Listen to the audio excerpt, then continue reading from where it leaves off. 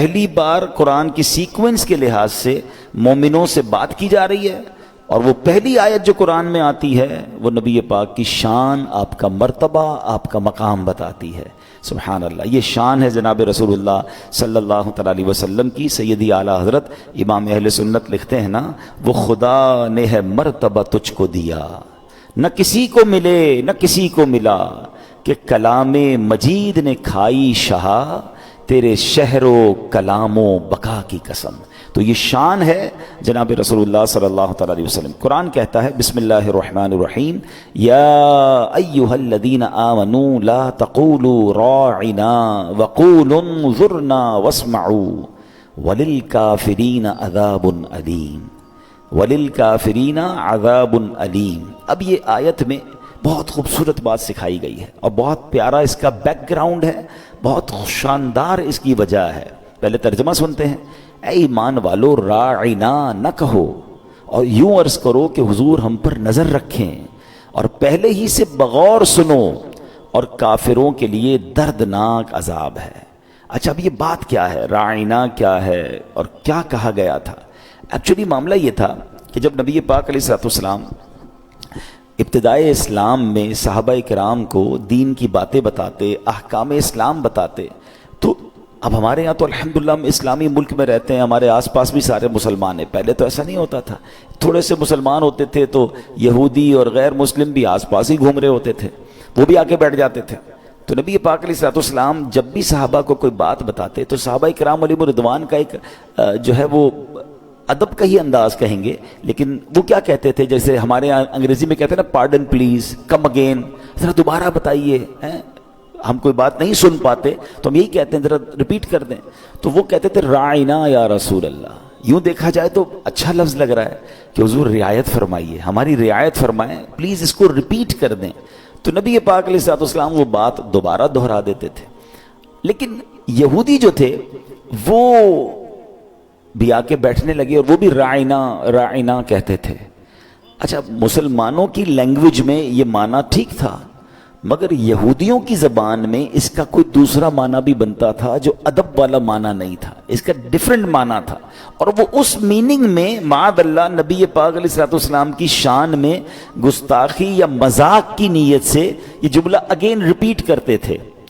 اب وہاں پر حضرت سعد بن معاذ رضی اللہ تعالیٰ بھی موجود تھے، جن کو یہودیوں کی لینگویج آتی تھی، ان کی ٹرمینالوجیز کو وہ سمجھتے تھے۔ وہ بڑے غصے میں آ گئے، کہہ رہے اے دشمنان خدا و رسول، اگر تم نے ابھی یہ لفظ کہا تو تمہاری گردن سر سے اڑا دوں گا۔ تو یہودی کہنے لگے کہ آپ ہمیں کیوں پرابلم کر رہے ہیں، ہمیں کیوں ٹونٹ کر رہے ہیں، ہمیں کیوں ڈانٹ رہے ہیں؟ آپ کے صحابی بھی تو کہتے ہیں، وہ بھی راعنا کہتے ہیں، ہم بھی راعنا کہتے ہیں۔ اب حضرت سعد بن معاذ رضی اللہ تعالیٰ کو تو پتا تھا کہ یہ کس نیت سے کہہ رہے ہیں، تو آپ بڑے غمزدہ ہو کر، رنجیدہ ہو کر پیارے آقا علیہ السلام کی بارگاہ میں آئے ہیں۔ اس سے پہلے کہ وہ عرض کرتے، قرآن پاک کی آیت نازل ہو گئی۔ اللہ اکبر، سبحان اللہ ہے۔ نبی پاک کی شان دیکھیں کہ وہ لفظ ہی پسند نہیں ہے رب کی بارگاہ میں۔ اچھا، اب صرف منع نہیں کہا کہ راعنا نہ کہو، ایک آلٹرنیٹو بیوٹیفل ورڈ دیا قرآن نے۔ اب سوچئے، میں جو بات ڈسکرائب کرنا چاہتا ہوں نا، بہت بڑے بڑے لوگوں کے پاس اب جب جائیں نا تو ان کے آفس کا، ان کے سیکریٹریٹ کا باقاعدہ ایٹیکیٹس لکھے ہوتے ہیں کہ آپ نے اس طرح بات کرنی ہے، آپ نے یہ ڈریس کوڈ پہننا ہے، آپ کا جناب یہ ٹائم ہوگا، پہلے سیکریٹری سے انٹرویو لیں گے، یہ ٹائم لیں گے، واٹ ایور۔ بڑے بڑے آفیسز، درباروں کے اصول بادشاہ خود وضع کرتے ہیں، خود ڈیفائن کرتے ہیں۔ دربار رسالت کی شان دیکھو کہ محبوب سے بات کیسے کرنی ہے، وہ رب قرآن میں بیان فرما رہا ہے۔ کیا کہا؟ اللہ فرماتا ہے اے ایمان والو راعنا نہ کہو، انظرنا کہو۔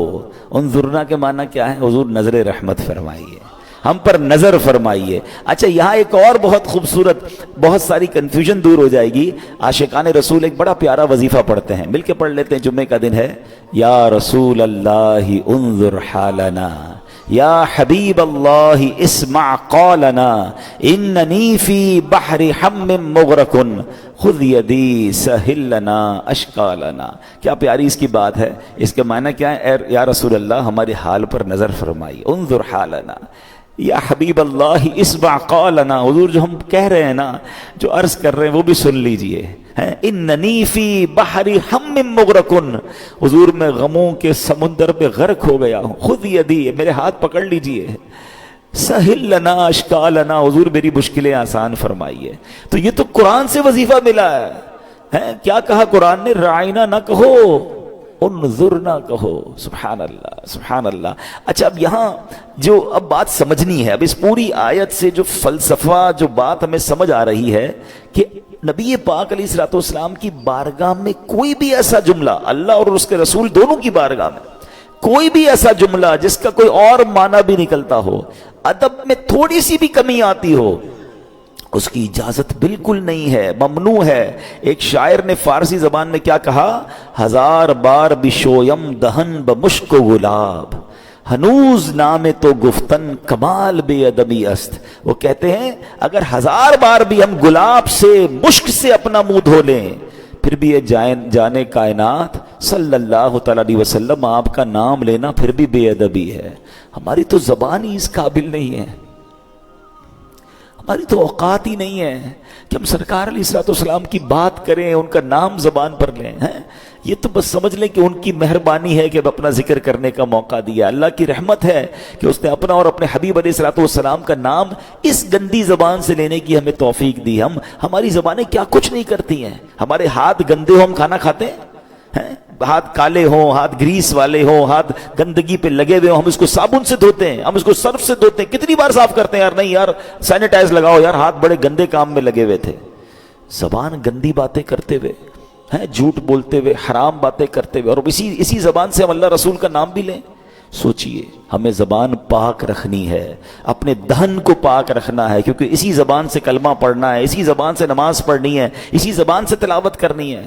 اللہ کرے کہ ہم زبان کے گناہوں سے محفوظ ہو جائیں. کیا خوبصورت ایک اور شاعر لکھتے ہیں، ادب بلکہ خوبصورت بات کی کہ ادب گاہیست زیر آسماں از عرش نازک تر، نفس گم کرد می آیت جنید و با یزیدی جہاں. کہتے ہیں آسمان کے نیچے ایک ایسی ادب گاہ ہے جو عرش سے بھی زیادہ نازک ہے. حضرت جنید بغدادی اور حضرت با یزید بستامی بھی یہاں سانس روک کر حاضری دیتے ہیں. یہ مقام ہے جناب رسول اللہ صلی اللہ تعالی علیہ وسلم کا. اور صحابہ کرام علیہ رضوان اسی انداز میں پیارے آقا کے دربار میں جب پیش ہوتے تھے نا، تو صحابہ کرام کا انداز یہ ہوتا تھا کہ جب آپ بیان سنتے نا نبی پاک کا، تو دیکھنے والے یہ سمجھتے کہ ایسے بیٹھے ہیں کہ آپ کے سروں پر آ کر پرندے بھی بیٹھ جائیں، اسٹل باادب. بلکہ یہاں تک حال تھا کہ صحابہ کرام نبی پاک علیہ الصلوۃ والسلام کے ادب کی وجہ سے سرکار علیہ الصلوۃ والسلام کو نظر اٹھا کر دیکھتے بھی نہیں تھے، آنکھیں جھکا کر، سوائے ابو بکر صدیق رضی اللہ تعالیٰ عنہ اور حضرت عمر فاروق رضی اللہ تعالیٰ عنہ کے علاوہ صحابہ نبی پاک کو آنکھ بھر کر بھی نہیں دیکھتے تھے. ادب اتنا تھا. نبی پاک علیہ الصلوۃ والسلام کو سیدنا صدیق اکبر حضرت عمر فاروق بیان کے دوران دیکھا کرتے، مسکراتے، میرے آقا انہیں دیکھ کر انہیں بھی مسکرایا کرتے تھے. کئی صحابہ سے جب نبی پاک علیہ الصلوۃ والسلام کا حلیہ پوچھا گیا نا کہ اپیرنس بتائیں، نبی پاک کیسے دکھتے تھے، تو کئی صحابہ یہ کہتے ہم نے تو نظر بھر کے دیکھا بھی نہیں ہے. ہم اپنے اندر وہ ہمت ہی نہیں پاتے تھے. ہم نبی پاک کے دربار میں ضرور جاتے تھے، مگر ہم کیسے اس جلوے جانا کا دیدار کریں. اللہ اکبر. اب اس میں کتنا بڑا سبق ہے ہم جیسے گناہگاروں کے لیے. اللہ مجھے اور آپ کو بار بار مدینہ پاک کی حاضری عطا فرمائے. مگر لوگوں نے مدینہ منورہ کو بڑا گرانٹڈ لے لیا ہے، بڑا آرڈنری لے لیا ہے. ٹھیک ہے یار ٹریول پہ کہاں جا رہے ہو؟ مدینہ جا رہا ہو. ارے پتہ ہی کدھر جا رہے ہو؟ یہ کون سا دربار ہے؟ یہ کون سا مقام ہے؟ شاعر کہتے ہیں جیسے جی چاہے جہاں میں گھوم پھر، پر یہ مدینہ ہے یہاں آہستہ چل، بارگاہ ناز میں آہستہ بول، قدسیوں کے درمیان آہستہ چل. قدسی کس کو کہتے ہیں؟ فرشتے. آپ کو پتہ ہے مدینے میں آپ کبھی جائیں کسی بڑے وزیر اعظم ہاؤس، پریزیڈنٹ ہاؤس، کسی پیلس کے پاس جائیں بادشاہ کے، وہاں آپ کو فوجی پہرے دیتے ہوئے نظر آئیں گے. ایسے ہی ہے نا، گارڈز ہوتے ہیں. آپ کو پتہ ہے مدینے کے راستوں پر کون پہرا دیتا ہے؟ حدیث پاک میں آتا ہے کہ مدینے کی گلیوں پر فرشتے پہرا دیتے ہیں. میں ادھر جا رہا ہوں، ان گلیوں میں جا رہا ہوں، میری اوقات ہے. ہمیں احساس تو ہونا چاہیے ہمیں کتنی بڑی پر مہربانی ہوتی ہے جب ہم مدینے جاتے ہیں. نبی پاک علیہ السلام کی احادیث سے ہمیں یہ مضمون ملتا ہے کہ بارگاہ رسالت میں 70,000 فرشتے صبح حاضری دیتے ہیں، 70,000 فرشتے شام حاضری دیتے ہیں، اور جس کی زندگی میں ایک بار حاضری ہو جائے نا پھر پوری زندگی اس کو حاضری کا موقع نہیں ملتا. once in a lifetime approximately 12 hours. اب ذرا غور کیجئے گا، اس میں بہت ساری باتیں سیکھنے کی ہیں صرف ایک حدیث میں. اب ذرا مجھے بتاؤ کہ اللہ کے فرشتے کتنے ہیں؟ پھر کبھی آپ نے کیلکولیٹ کریں، کیلکولیٹر اٹھائیے گا. صبح 70,000، شام 70,000، ٹوٹل کتنے ہو گئے؟ 1,40,000. ایک دن میں 1,40,000 فرشتے. اور یہ کب سے جاری ہے سلسلہ؟ From last more than 1400 years. 1400 سالوں سے سلسلہ جاری ہے، 1450 سالوں سے، اور روز 1,40,000 فرشتے حاضری دے رہے ہیں. اب کیلکولیٹ کر کے دیکھیے گا، ایک سال میں کتنے ہوئے، 100 سال میں کتنے ہوئے، 1400 سال. آپ کا کیلکولیٹر جواب دے جائے گا. اور قیامت تک یہ سلسلہ جاری رہے گا. تو سیکھنے کو پتہ کیا مل رہا ہے؟ فرشتے ہیں کتنے ہیں؟ علماء کہتے ہیں، حدیثوں میں بھی یہ مضمون موجود ہے کہ اللہ کے فرشتوں کی تعداد اللہ کے سوا کوئی نہیں جانتا.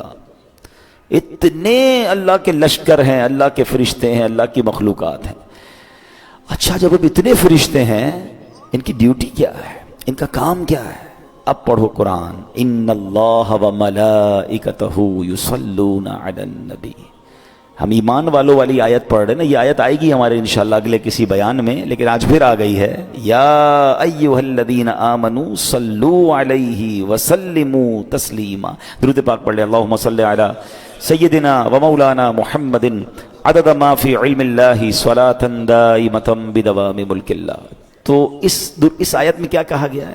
ان اللہ و ملائکتہ یصلون علی النبی. بے شک اللہ اور اس کے فرشتے اس غیب بتانے والے نبی پر درود پڑھتے ہیں. اے ایمان والو، تم بھی ان پر خوب درود و سلام بھیجو. تو دو باتیں ہیں، یہ نہیں کہا کہ کچھ فرشتے درود پڑھتے ہیں، پرٹیکولر اسپیسیفک درود پڑھتے ہیں، نہیں، سارے فرشتے درود پڑھ رہے ہیں. اور یصلون، یہ جو عربی کا لفظ ہے نا، اس کو جو عربی کی گرامر تھوڑی سی جانتے ہیں، یہ لفظ لایا جاتا ہے کنٹینیو ورب پر، کنٹینیو ہونے والے کام پر. یہ مسلسل ہونے والا فعل ہے. یہ نہیں کہا کہ اللہ اور اس کے فرشتوں نے ایک بار درود پڑھ دیا اب اے ایمان والو تم درود پڑھو. نہیں، اللہ اور اس کے فرشتے گویا مسلسل نبی پاک پر درود بھیج رہے ہیں. اربوں نہیں، خربوں نہیں، انکاؤنٹیبل اینجلز ہر وقت نبی پاک پر درود بھیج رہے ہیں. تو مجھے بتاؤ میرے آقا کی شان کیا ہوگی، مرتبہ کیا ہوگا، اور کتنے درود روز پہنچ رہے ہیں. تو میرے اور آپ کے درود کی ان کو حاجت نہیں ہے. یہ تو ہمیں جو ہے نا، ہماری میمنی میں ایک جملہ کہتے ہیں، کسی غریب کو کوئی کام کرواؤ نا، کہتے ہیں اس کو کھٹا دو، یار اس کو بھی کوئی چانس دے دو. ایکچولی مجھے اور آپ کو چانس دیا گیا ہے کہ اللہ اور اس کے فرشتے درود بھیج رہے ہیں. مومنو تم بھی پڑھ لو، تمہارا بھی کام بن جائے گا، تمہاری بھی جولی بھر دی جائے گی. تو اتنے فرشتے بارگاہ رسالت میں حاضری دیتے ہیں. اب ایک بڑا امیزنگ کوسچن بھی پیدا ہوتا ہے کہ جناب یہ زندگی میں ایک بار کیوں موقع ملتا ہے ان فرشتوں کو؟ اللہ کے فرشتے تو نیکیاں ہی کرتے ہیں، معصوم ہیں، گناہ بھی نہیں کرتے. تو بڑا خوبصورت اس پورے سسٹم کو اعلیٰ حضرت نے، امام اہل سنت مولانا شاہ امام احمد رضا خان، ان کو پڑھا کریں، ان کو انڈرسٹینڈ کریں. اعلیٰ حضرت کو ایسی دنیا نہیں مانتی. آپ بلیف کریں، صرف ان کی شاعری سمجھ آ جائے نا، فتوے تو بہت دور کی بات ہے، تو اندازہ ہوتا ہے کہ قرآن و حدیث پر کیسی گہری نظر تھی اور کیا عشق رسول کی بات کرتے ہیں. آپ نے یہ فلسفہ پورا بیان کیا. آپ فرماتے ہیں 70,000 صبح ہیں، 70,000 شام، یوں بندگی زلف رخ 8 پہر کی ہے. آپ کہتے ہیں 70,000 صبح آتے ہیں، 70,000 شام کو آتے ہیں، ان کی ڈیوٹیاں ہیں. یہ فرماتے ہیں یہ بدلیاں نہ ہوں تو کروڑوں کی آس جائے، کیونکہ یہ بارگاہ مرحمت عام تر کی ہے. کہتے ہیں اگر یہ بدلیاں نہ ہوتی نا، بار بار آنے دیا جاتا فرشتوں کو، یا 12 گھنٹے سے زیادہ رکنا دیا جاتا، تو چونکہ فرشتے تو خربوں بچ جاتے. سب کو آنا ہے دربار رسالت میں، میرے آقا تو سب کے آقا ہے نا، تو اس لیے سب کی ڈیوٹی باندھ دی گئی تاکہ قیامت تک سارے فرشتوں کی باری آ جائے ہیں. لیکن اعلیٰ حضرت نے ایک بڑی کمال کی بات کی کہ فرشتے تو معصوم ہیں، گناہ بھی نہیں کرتے، ان کو زندگی میں ایک بار باری، اور ہم جیسے گناہ گاروں کو بار بار بلایا جاتا ہے. اور جتنے دن رہیں ہیں مہربانی کی جاتی ہے. تو فرماتے ہیں معصوموں کو تو عمر میں صرف ایک بار ہی ملتی ہے. معصوم ہے نا, معصوموں کو تو عمر میں صرف ایک بار آسی پڑے رہیں تو صلاح عمر بھر کی ہے. ہم جیسے گناہگار اگر چاہیں مدینے میں ساری زندگی گزارے تو آقا کی طرف سے منع نہیں ہے, ہم ہی چھوڑ کے آ جاتے ہیں مدینہ. تو بہرحال یہ وہ دربار ہے, اس کی اہمیت دل میں ہونی چاہیے. مدینہ پاک جانے کی تڑپ بھی دل میں پیدا کریں, وہاں کے لیے دعائیں بھی کریں. سبحان اللہ. اور یہ میں نہیں کہہ رہا, اللہ کے حبیب علیہ الصلوۃ والسلام ہمیں بلا رہے ہیں. آپ فرماتے ہیں من زار قبری وجبت لہ شفاعتی, جس نے میرے روضے کی زیارت کی اس پر میری شفاعت واجب ہو گئی.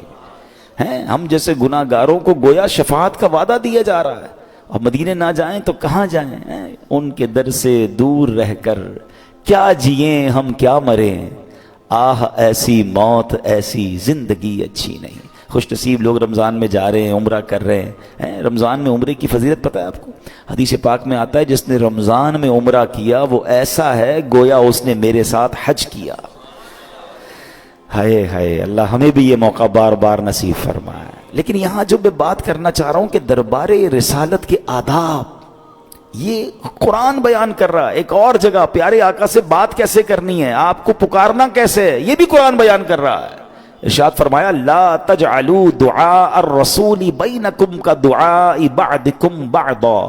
فرمایا اے لوگو رسول کو پکارنے میں آپس میں ایسا نہ بنا لو جیسے تم میں سے کوئی دوسرے کو پکارتا ہے. آج ہم ایک دوسرے کو نارمل انداز میں پکارتے ہیں نا, مگر بارگاہ رسالت میں یہ انداز نہیں ہوگا. ہاں اللہ اکبر. نبی پاک علیہ الصلوۃ والسلام کو پکارنا ہے تو با ادب انداز سے پکارنا ہے. یا رسول اللہ, یا نبی اللہ, یا حبیب اللہ, یا امام المرسلین, یا رسول رب العالمین, یا خاتم النبیین. نبی پاک کو بہترین القاب کے ساتھ پکارنا ہے. نبی پاک علیہ الصلوۃ والسلام کو نام کے ساتھ نہیں, بلکہ علماء کہتے ہیں, آپ نے دیکھا ہوگا آج کل کئی جگہوں پر تختیوں پہ لکھتے بھی ہیں تو یا اللہ یا محمد نہیں, یا محمد نہیں, اس کی اجازت بھی نہیں ہے. نعت میں لکھا ہوتا ہے تو اس کو بھی بدلی کرنا چاہیے. یا رسول اللہ, یا جب رب عز و جل نے قرآن میں یا ایھا النبی کہہ کر یا ایھا المدثر, نبی پاک علیہ الصلوۃ والسلام کو کن خوبصورت ناموں سے پکارا گیا ہے. باقی سارے نبیوں کو نام سے پکارا گیا, مگر جب رسول پاک علیہ الصلوۃ والسلام کی باری آتی ہے تو قرآن بھی سبحان اللہ کیا خوبصورت انداز میں اپنے حبیب کا ذکر کر رہا ہے. کہیں رحمت للعالمین کہا جا رہا ہے, کہیں خاتم النبیین کہا جا رہا ہے, کہیں طٰہٰ کہا جا رہا ہے, کہیں یاسین کہا جا رہا ہے. ذرا سوچئے, کہیں شاہد کہا جا رہا ہے, کہیں نذیر کہا جا رہا ہے. نبی پاک علیہ الصلوۃ والسلام کے کتنے نام قرآن میں جو ہے وہ رب نے بیان فرمائے. وہ پنجابی شاعر کہتا ہے نا کہ اصل قرآن کو اگر عشق کی نگاہ سے پڑھو, ایک تفسیر تو وہ ہے جو علماء نے لکھی ہے, ایک تفسیر عشق والی بھی ہے. اور وہ کیا ہے؟ وہ شاعر کہتے ہیں دساں کی میں مصطفیٰ دی کیڈی سونی شان ہے, آپ دی تعریف وچ سارا ہی قرآن ہے, آپ دی تعریف وچ سارا ہی قرآن ہے. پڑھ کے تو ویکھ جیڑا مرضی سپارا, قسم خدا دی مینوں سب نالوں پیارا. تو قرآن دراصل میرے آقا کی شان بیان کر رہا ہے. قرآن خود ایک نعت ہے سرور کائنات علیہ الصلوۃ والسلام کی. ابھی آپ آگے پڑھیں گے انشاءاللہ, سنیں گے, جب آپ کنٹینیو بیان میں رہیں گے تو ایسی کئی آیتیں آئیں گی جہاں رب عز و جل نے گویا نبی پاک کی شان کو قرآن نے اس طرح بیان کیا ہے کہ آپ کو لگے گا کوئی نعت سن رہے ہیں آپ خوبصورت انداز. اب دیکھیں نا, اس سے زیادہ کیا نعت ہو سکتی ہے کہ دربار رسالت میں بات کیسے کرنی ہے, پکارنا کیسے ہے میرے حبیب علیہ الصلوۃ والسلام کو, لفظ کون سے چوز کرنے ہیں, کون سے لفظ سلیکٹ نہیں کرنے ہیں, یہ سب قرآن ڈیفائن کر رہا ہے. تو اگر آج بھی اب جب نبی پاک علیہ الصلوۃ والسلام کی بات کریں گے نا تو بی کیئرفل. ہاں یہ بڑے ادب کا مقام ہے. تھوڑی سی بھی بے ادبی ایمان کو ضائع کر سکتی ہے. اسی آیت کا جو لاسٹ پارٹ تھا نا کہ جن کو کہا گیا کہ رائنا نہ کہو بلکہ انظر نہ کہو, وہاں کافروں کا عذاب بھی بیان کر دیا قرآن نے. فرمایا وَلِلْكَافِرِينَ عَذَابٌ أَلِيمٌ, اور کافروں کے لیے دردناک عذاب ہے. اچھا, اس سے پہلے بڑی خوبصورت بات ہوئی, کیا فرمایا وَقُولُ انظُرْنَا وَاسْمَعُوا. فرمایا پہلے ہی بغور سنو نا, میرے حبیب کو بار بار ریپیٹ کیوں کرنا پڑے؟ آئے ہائے، آپ پیار دیکھ رہے ہیں، محبت دیکھ رہے ہیں؟ پہلے تو بتایا کہ لفظ کون سا یوز کرنا ہے، انظرنا یوز کرنا ہے، راعینا نہیں کرنا، مگر یہ بھی کہا کہ پہلے ہی غور سے سن لو نا، پتہ نہیں کون بات کر رہے ہیں، کن کا خطاب ہو رہا ہے، فوکس ہو کر بار بار میرے حبیب کو ریپیٹ نہ کرنا پڑے۔ آئے ہائے، شاید آپ اس کو فیل کریں کہ یہ اپنے رب عز و جل نے اپنے حبیب سے کس خوبصورت انداز میں پیار کا اظہار فرمایا کہ میرے نبی کو بار بار ریپیٹ نہ کرنا پڑے، پہلے ہی غور سے سن لو۔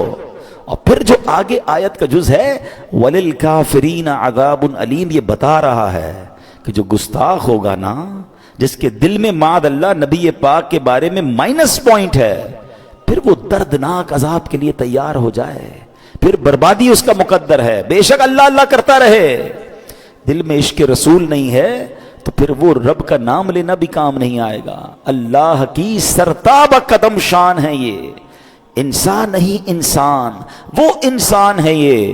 قرآن تو ایمان بتاتا ہے انہیں، اور ایمان یہ کہتا ہے میری جان ہے، یہ میرے آقا ایمان کی جان ہے، ان کے بارے میں کسی قسم کی ایک ذرہ برابر بھی، پیارے آقا تو دور کی بات، آپ علیہ الصلوۃ والسلام سے نسبت رکھنے والی کسی چیز کی بھی بے ادبی ایمان سے خارج کر دیتی ہے۔ نبی پاک کے منہ مبارک، نبی پاک کی آل مبارک، نبی پاک کے صحابہ اور اہل بیت، سب کا ہمیں ادب کرنا ہے۔ جس چیز کی نسبت نبی پاک سے ہو جائے وہ ہمارے سر کا تاج ہے۔ ادب اسی کو کہتے ہیں، پیارے آقا کے شہر کی تعظیم، آپ کی شہر کی گلیوں کی تعظیم، یہاں تک کہ مدینہ مبارک کی اشیاء کی تعظیم، یہ ہمارا ایمان اور ہمارے لیے ادب کا تقاضا ہے۔